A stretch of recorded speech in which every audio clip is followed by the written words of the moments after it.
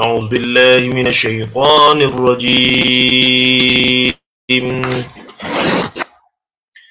بسم الله الرحمن الرحيم.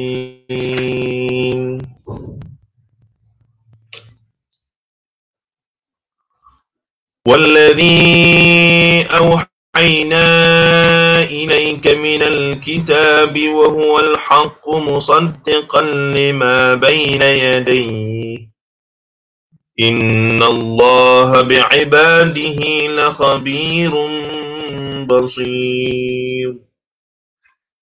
ثم أورثنا الكتاب الذين اصطفينا من عبادنا فمنهم ظالم لنفسه ومنهم مقتصد ومنهم سابق بالخيرات بإذن الله ذلك هو الفضل الكبير. جنات عدن يدخلونها يحلون فيها من أساور من ذهب ولؤلؤا ولباسهم فيها حرير. وقالوا الحمد لله الذي أذهب عنا الحزن إن ربنا لغفور شكور. الذي أحلنا دار المقامة من فضله لا يمسنا فيها نصب ولا يمسنا فيها لغوب. والذين كفروا لهم نار جهنم لا يقضى عليهم فيموتوا ولا يخفف عنهم من عذابها كذلك نجزي كل كفور. وهم يصطرخون فيها ربنا أخرجنا نعمل صالحا غير الذي كنا نعمل أولم نعمركم ما يتذكر فيه من تذكر وجاءكم النذير فذوقوا فما للظالمين من نصير. صدق الله العظيم. إن الحمد لله نحمده ونستعينه ونستغفره ونعوذ بالله من شرور أنفسنا ومن سيئات أعمالنا. من يهده الله فلا مضل له ومن يضلله فلا هادي له. أشهد أن لا إله إلا الله وأشهد أن محمدا عبده ورسوله. اللهم صل وسلم وبارك على محمد وعلى آله وصحبه ومن تبعهم بإحسان إلى يوم الدين. أما بعد فإن أصدق الحديث كتاب الله وخير الهدي هدي محمد صلى الله عليه وسلم وشر الأمور محدثاتها وكل محدثة بدعة وكل بدعة ضلالة وكل ضلالة في النار atau kama qala Nabi sallallahu alaihi wasallam la nabiyya ba'da. Sahabat-sahabat yang dirahmati Allah Taala sekalian, hari ini kita masuk bab yang ke-12 daripada kitab Riyadhus Shalihin min kalami Sayyidil Mursalin, dan kita mengulas mengulas secara ringkas beberapa ayat ataupun mengambil satu ayat daripada ayat-ayat yang dikemukakan oleh Al-Imam Nawawi dan yang beliau jadikan muqaddimah kepada setiap bab yang disusun dalam kitab Riyadhus Shalihin min kalami Sayyidil Mursalin ini. Ia menjadi manhaj ataupun metod Imam Nawawi untuk memberikan isyarat bahawa setiap perkara yang kita nak bincang berkaitan agama ini, termasuklah urusan akhlak, mestilah ada sandarannya ataupun sebenarnya ada sandaran daripada Al-Quran, qala Allah, dan yang kedua barulah qala Rasulullah sallallahu alaihi wasallam. Walaupun hakikatnya qala Rasulullah sallallahu alaihi wasallam adalah wa ma yantiqu 'anil hawa in huwa illa wahyun yuha, namun tetaplah yang lebih utama adalah qala Allah Ta'ala fi kitabihil azim. Tuan-tuan dan puan rahimahullah Ta'ala. Ini adalah manhaj ataupun metod ataupun kaedah dan tidaklah boleh kita bandingkan antara Quran dan hadis yang mana lebih mulia, kerana kedua-duanya adalah saling lengkap melengkapi antara satu sama lain. Tidaklah boleh kita mengambil Quran dengan menafikan hadis dan mengagungkan hadis dengan menafikan Al-Quran. Itu satu perbuatan yang salah dan tidak tepat dan seumpamanya. Waalaikumsalam. Badin, terima kasih atas kesudian bersama pada malam ini. InsyaAllah kita pergi secara ringkas. Qala al-musannif rahimahullahu ta'ala wa nafa'ana Allah bi ulumi ya rabbal alamin. Kata Imam Nawawi rahimahullah, musannif kitab ini, penyusun kitab Riyadhus Shalihin min kalam Sayyidil Mursalin, Allah menjelaskan menerusi surah Fatir ayat 37 yang bermaksud, bukankah kami melanjutkan umur kamu bagi berfikir dan beringat padanya oleh sesiapa yang suka berfikir dan beringat. Dan kamu pula didatangi seorang pemberi amalan. Itu ayat yang ke-37 daripada surah Fatir yang berbunyi, وَهُمْ يَصْطَرِخُونَ فِيهَا رَبَّنَا أَخْرِجْنَا نَعْمَلْ صَالِحًا غَيْرَ الَّذِينَ كُنَّا نَعْمَلْ أَوَلَمْ نُعَمِّرْكُمْ مَا يَتَذَكَّرُونَ فِيهِ مَنْ تَذَكَّرَ وَجَاءَكُمُ النَّذِيرُ فَذُوقُوا فَمَا لِلظَّالِمِينَ مِنْ نَصِيرٍ. Maksudnya, ni kan saya tengok terjemahan Buya Hamka, ya. Buya Hamka kata, dan mereka berteriak-teriak di dalamnya, ya Tuhan kami, keluarkanlah kami agar kami beramal soleh. Keluarkan daripada mana ini, tuan-tuan? Keluarkan daripada neraka. Dan apakah bukan telah kami beri umur kamu? Maka dijawab oleh Allah Azza wa Jalla, awalam nu'ammirkum ma yatadhakkaruna fihi man tadhakkara wa ja'akumun nadhir.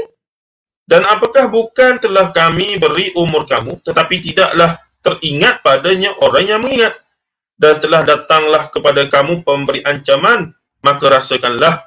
Fadhuku fama lizzalimina min nasir. Maka tidaklah ada bagi orang-orang yang aniaya itu seorang penolong pun. Itu adalah ayat yang berbentuk ancaman, gambaran di akhirat kelak akan ada orang yang melolong-lolong, orang yang merasa dahsyatnya neraka itu. Mereka meminta-minta kepada Allah untuk keluarkan daripada neraka, untuk mereka dapat beramal soleh, walaupun seketika. Dalam banyak ayat lain pun menggambarkan begitu. Baik. Buya Hamka kemudiannya dalam mengulas ayat ini, cuba kita tengok, ya. Kata Buya Hamka, wahum yastadikhuna fiha, dan mereka berteriak-teriak di dalamnya. Kata Buya Hamka menjelaskan bagaimana ngerinya azab yang dirasakan dalam Jahannam itu, yang kian lama kian memuncak. Kiakan teriakan mereka itu, ya Tuhan kami, Rabbana akhrijna, keluarkanlah kami, na'man salihan, agar kami dapat beramal kepadamu, ghairal ladzina kunna na'mal, agar kami beramal soleh lain dari yang telah pernah kami amalkan itu. Sampai berteriak-teriak, bersorak-sorak, memekik-mekik dan menggarung lain tidak ialah dari sebab ngeri dan dahsyatnya azab yang dihadapi oleh ahli neraka. Lalu datanglah jawapan Allah Subhanahu wa ta'ala yang disampaikan oleh malaikat-malaikat penjaga neraka itu. Dan apakah bukan telah kami beri umur kamu? Awalam nu'ammirkum ma yatadhakkaruna fihi. Bukankah kamu semua telah diberi umur kamu? Bukankah kehidupan itu telah kami anugerahkan? Umur yang panjang pun kami beri. Bukankah kesempatan sangat luas dan panjang kami sediakan buat kamu? Tidakkah, tetapi tidaklah teringat padanya orang yang mengingat. Ma yatadhakkaruna fihi man tadhakkaru. Tadhakkar. Peringatan ini terutama kepada orang yang telah dewasa. Pengalaman sudah banyak, patutlah menjadi pengajaran. Persediaan akal pun diberikan oleh Allah Subhanahu wa ta'ala. Makanya disebutkan waja'akumun nadhir, dan segera dan telah datanglah kepada kamu pemberi ancaman. Basyiran wa nadhira. Quran sebut. Basyiran, pemberi khabar gembira, mubasyirat. Khabar gembira, pemberi khabar gembira. Nadhira adalah pemberi ancaman. Maka katanya lagi, maka bukanlah kamu dibiarkan saja hidup di dunia dengan tidak diberi pimpinan. Rasul pun telah datang membawakan petunjuk-petunjuk daripada Allah. Disampaikan semuanya itu kepada kamu. Namun semuanya itu tidak kamu pedulikan. Itu masalahnya. Maka rasakanlah, fadhuku, maka rasakanlah sekarang. Inilah akibat dari keras kepala kamu selama di dunia itu. Wal'iyadzubillah min dzalik, kita termasuk daripada kalangan yang disebutkan dalam ayat ini. Fadhuku fama lizzalimin min nasir, maka tidaklah ada bagi orang-orang yang aniaya. Aniaya apa? Aniaya kepada diri mereka masing-masing itu seorang penolong pun. Kata Buya Hamka rahimahullah, maka percumalah ataupun sia-sialah kalau berteriak, mengeluh, mengaduh, merengek dan minta dikembalikan ke dunia. Agak sejenak itu, apabila diri telah sampai di sana nanti, lebih baik di dunia sekarang sahaja kita memperbaiki langkah, iaitu tunduk kepada bimbingan dan pimpinan Allah dan Rasul. Wallahu a'lam. Demikian huraian Buya Hamka terhadap ayat ke-37 daripada surah Fatir yang dinukilkan oleh Al-Imam An-Nawawi rahimahullahu ta'ala dalam kitab Riyadhus Shalihin min kalami Sayyidil Mursalin, apabila membincangkan bab yang ke-12, bab galakan menambah amalan baik pada akhir umur. Kemudian Al-Imam An-Nawawi mendatangkan atau menyebut kata Ibni Abbas dan pakar-pakar tafsir Al-Quran, maksud masa yang cukup itu adalah 60 tahun. Kerana ghalib berdasarkan hadis sahih, Rasulullah menyebutkan umat dia lebih kurang umur dia lah 60-an gitu. 60 dan seumpamanya. Kerana Rasulullah meninggal pada umur 63. Perkara ini dikuatkan oleh hadis yang akan kami sebutkan nanti. Kemudian katanya lagi, ada juga pendapat yang mengatakan 18 tahun dan ada yang mengatakan 40 tahun. Yang disebutkan oleh Hasan al-Basri, Kalbi dan Masruq, bersumber daripada Ibn Abbas radhiyallahu anhum ajma'in juga. Mereka mengatakan apabila mencapai umur 40 tahun, yang ini juga masyhur, penduduk Madinah memperuntukkan masa sepenuhnya untuk ataupun dengan beribadah. Maksudnya sewajarnya kita ni ada satu sasaran lah, dan seumpamanya. Ada juga berpendapat ia bermaksud cukup umur, bukannya sudah lanjut, sudah tua, tapi cukup umur. Cukup umur dalam Islam itu apa? Ibn Abbas dan majoriti ulama mentafsirkan yang memberi amaran dalam kata-kata Allah itu sebagai Nabi Muhammad SAW. Ikrimah, Sufyan bin Uyainah dan lain-lain pula mentafsirkannya sebagai uban. Uban di kepala, kerana nanti akan ada hadis Rasulullah menyebutkan sepatutnya uban-uban di kepala itu menjadi sebagai pengingat, mudzakirat kepada, maksudnya menjadi nadir, menjadi peringatan ancaman kepada kita itu. Allah sahaja yang lebih mengetahui. Berikut adalah hadis yang menerangkan berkaitan galakan menambah amalan pada akhir umur, dan di sana ada 4 potong hadis, walaupun 4 ataupun 5 hadis, tapi agak sederhana panjang. Maka semoga kita dapat manfaat daripada bacaan terjemahan hadis-hadis ini yang sahih daripada Nabi SAW yang dinukilkan oleh Al-Imam Nawawi rahimahullahu ta'ala dalam kitab Riyadhus Shalihin min kalami Sayyidil Mursalin yang ada di skrin tuan-tuan ini. Baik, katanya lagi. Riwayat pertama daripada Abu Hurairah radhiyallahu anhu, Abdurrahman bin Sakhar. Abu Hurairah radhiyallahu anhu melaporkan Nabi Muhammad SAW menjelaskan, Allah sudah memberi tempoh yang cukup kepada orang yang dilanjutkan usianya sampai 60 tahun. Hadis ini adalah riwayat daripada Imam Bukhari.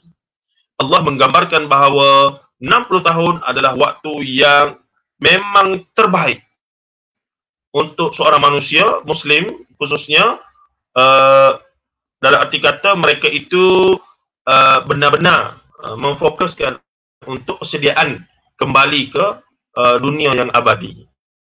Alhamdulillah, mutaakhir ini negara kita Malaysia memperlihatkan satu fenomena yang menarik dari sudut kajian sains sosial, ya, di mana ramai mereka yang pencen, mereka yang sudah umurnya mencapai 60-an, dengan kebagusan kita punya sistem kualiti kesihatan dan pemakanan kita di Malaysia ini, Kalau tuan-tuan perasan, sudah semakin ramai orang-orang tua itu yang lanjut usianya.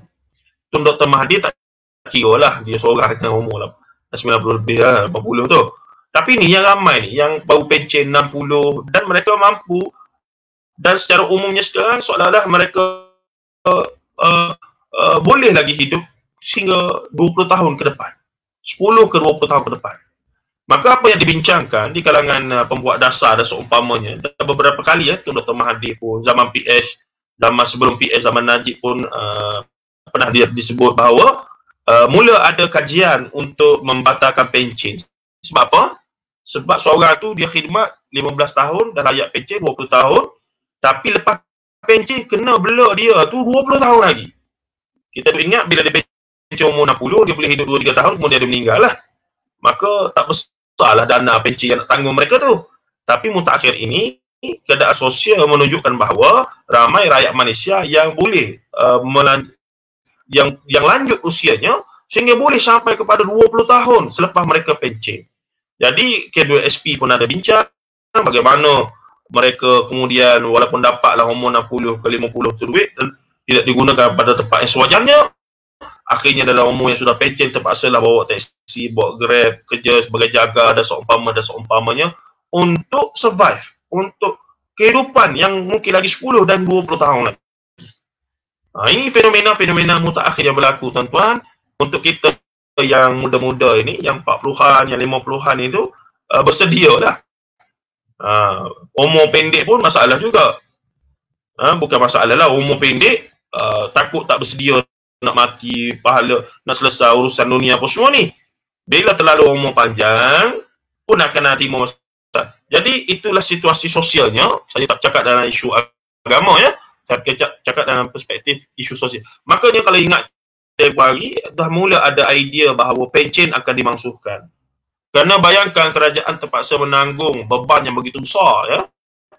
Beban yang begitu besar untuk membayar orang pencen, dia kerja 15 tahun, 20 tahun, tapi kena tanggung dia punya pencen 20 tahun, 30 tahun ke depan. Dia dengan tidak berkhidmat langsung daripada negara. Jadi ini something to ponder lah. Mungkin pihak pembuat dasar apa semua, pihak kerajaan kena fikir perkara tersebut. Dan mereka memikirkan lah dana-dana itu adalah dana rakyat dan seumpamanya.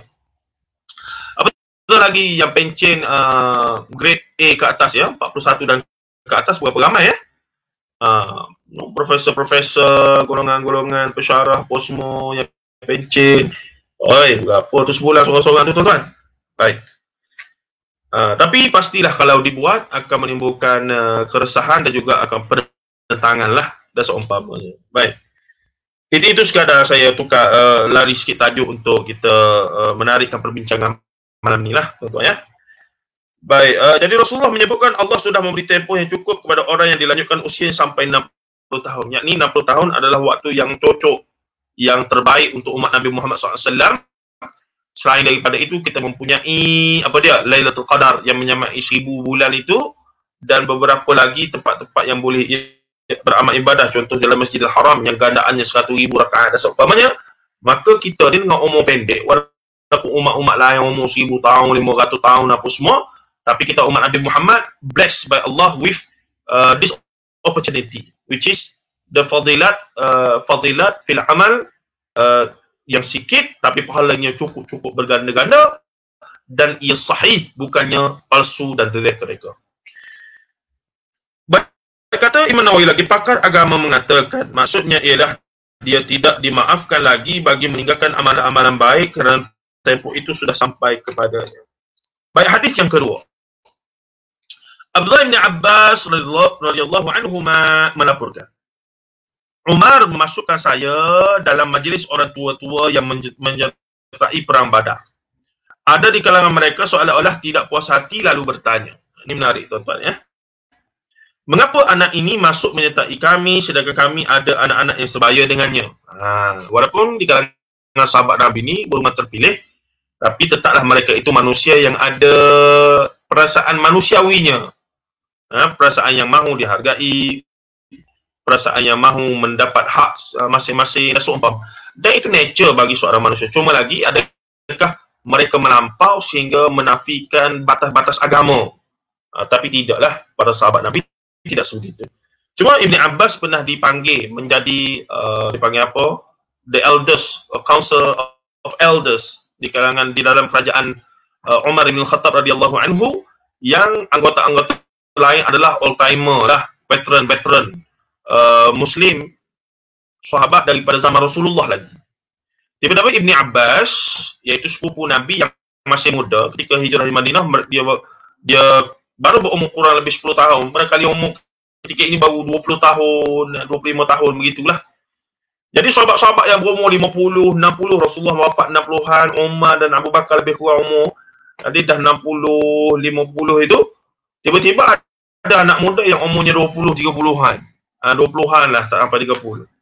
Menjadi salah satu anggota penasihat khalifah, anggota mesyuarat kerajaan Islam zaman Umar bin Khattab radhiyallahu anhu, dan orang itu adalah Abdullah ibn Abbas radhiyallahu anhuma. Baik.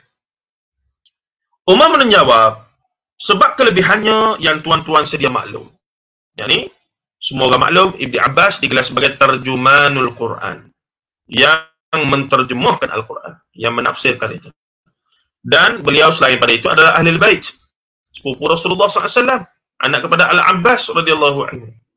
Bahkan Rasulullah ketika Abdullah ibn Abbas yang masih kecil, kemudiannya Abdullah didoakan, Allahumma faqihu fid din wa 'allimhu ta'wil, yang menjadi juga doa yang wajar kita baca walaupun kita bukan Rasulullah, tapi kita membaca dengan keberkatan, tabarruk dengan doa yang Rasulullah ajar itu, agar anak-anak kita juga menjadi orang yang Allahumma faqihu fid din wa 'allimhu ta'wil. Saudara Muhammad Nur Aziz Himan, ada soalan silakan, kalau boleh jawab saya jawablah insya-Allah, kalau tak dapat kita tangguh dan tanya orang lain ke macam mana, boleh.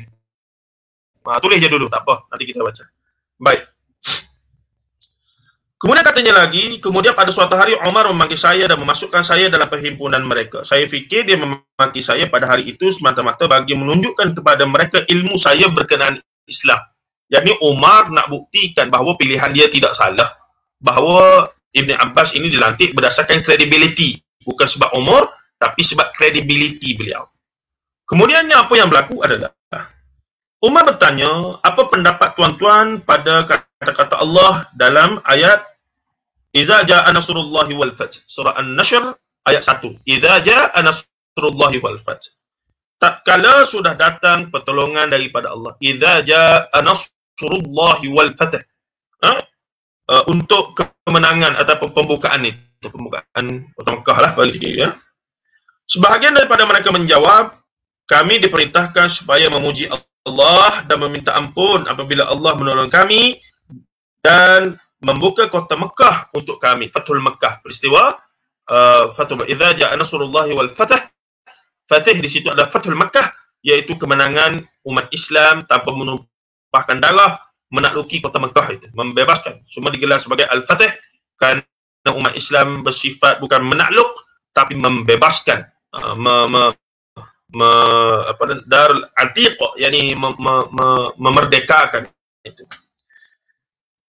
Jadi Umar panggil Ibn Abbas depan Elder of Council itu dan bertanyakan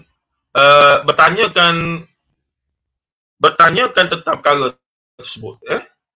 Jadi bila ditanya kepada Umar bin Khattab tanya sebagai bila Abdullah bin Abbas ada, Umar pun tanyalah pada sahabat-sahabat yang lain. Tapi sebagian sahabat jawab secara literal lah, ayat ini adalah arahan kepada kami untuk kami berterima kasih, bertasbih, bertahmid kepada Allah. Sebabnya sambungannya apa? Idza ja'a nasrullahi wal fath wa ra'aitan nasa yadkhuluna fi dinillahi afwaja fasabbih bihamdi rabbika wastaghfir innahu kana tawwaba. Maka bertasbihlah kepada Allah, istighfarlah kepada Allah, innahu kana tawwaba, dan sesungguhnya mereka itu termasuk orang yang bertaubat kepada Allah Ta'ala.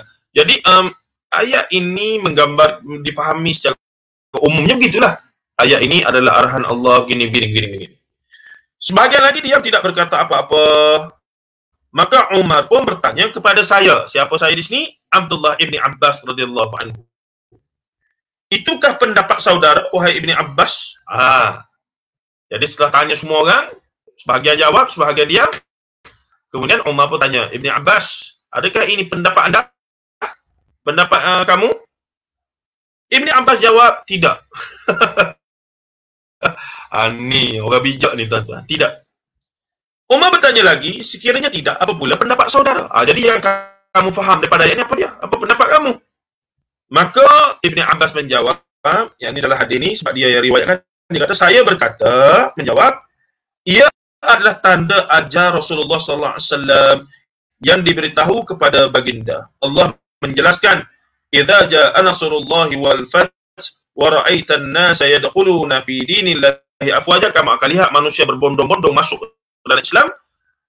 Fasabbih bihamdi rabbika wastaghfir innahu kana tawwaba. Dan kamu oleh itu ucaplah tasbih, sucikanlah Allah, pujilah Tuhan kamu itu dan mohon ampun kepadanya. Astaghfir innahu kana tawwaba, sesungguhnya dia adalah yang maha menerima taubat. Umar pun berkata, saya hanya memahami ayat itu seperti apa yang saudara katakan. Direkodkan oleh Bukhari. Ini pengiktirafan seorang khalifah, sahabat kedua terbesar, khalifah yang kedua, orang nombor satu negara, kepada seorang tokoh ilmuwan muda. Dan caranya membuktikan kredibiliti dia di hadapan tokoh-tokoh lain yang lebih tua. Ini kaedah dia.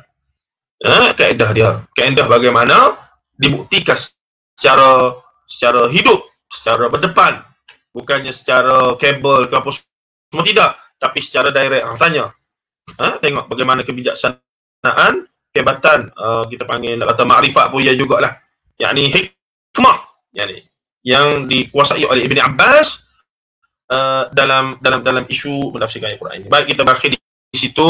Cuma ada soalan sahabat kita ni, saudara Muhammad Nur Aziz Iman, kalau kita semua umat Islam satu dunia berdoa dan solat hajat minta kepada Allah hilangkan wabak COVID-19 ini, macam mana tu? Itu tidak doa tu, itu satu penyataan dan cadangan. Ya, sepatutnya begitulah. Alhamdulillah setakat ni saya pergi surau masjid di mana-mana pun, majoriti masjid surau ada di kawasan rumah saya di Selangor ni, banyak masih lagi mendoakan doa apa nama, doa kunut, kunut nazilah itu. Sebahagiannya. Dan alhamdulillah secara individu kita sendiri boleh berusaha sempena keberkatan bulan Ramadan ini berdoa, dan tanda doa itu diterima oleh Allah bila benda ini berakhir. Itu sahaja cara dia. Apa bukti doa kita diterima oleh Allah? Bila mana perkara yang kita minta itu terhasil, maka itulah menandakan kita punya doa diterima oleh Allah Azza wa Jalla. Seorang yang nak kahwin lah sebagai contoh, ya, bulan Ramadan ni bulan yang paling banyak tempat yang Allah Ta'ala mustajab doa. Mudah. Dia berdoa sungguh, tapi dalam dia berdoa tu dia usahalah. Dia tanya orang tu, dia tanya orang ni, berusaha situ sini. Dan maka sehinggalah dia mendapat jodoh dia, maka kita kira dia telah dimakbulkan doanya oleh Allah Azza wa Jalla. Wallahu a'lam. Sekadar itu saja yang boleh saya ulas, walaupun soalannya ya, kita mengharapkan semua daripada kita umat Islam yang ada kesedaran supaya masing-masing dalam solat, dalam sujud, masing-masing berdoa kepada Allah Azza wa Jalla. Mana tahu dalam ramai-ramai ini ada wali-wali Allah yang dia pun tak tahu dia wali Allah. Kita pun tengok dia biasa-biasa saja, tapi doanya menggegarkan arasy Allah. Wallahu alam, kita tak tahu. Ada orang yang sebagaimana sahabat Rasulullah yang bila dia meninggal, walaupun hadis itu dipertikaikan, ya, ada kritikan terhadap hadis tersebut, tapi nak katanya ada orang-orang yang macam Uwais Al-Qarni, walaupun kalangan sahabat tak kenal sangat sehingga Rasulullah bagi tahu, tapi di langit doanya dimakbulkan, dikenali dia dah seumpama. Wallahu a'lam. Jadi semoga kita teruskan dengan doa-doa kita pada Allah Azza wa Jalla, dan semoga Allah Ta'ala makbulkan doa kita secepat mungkin, insya-Allah.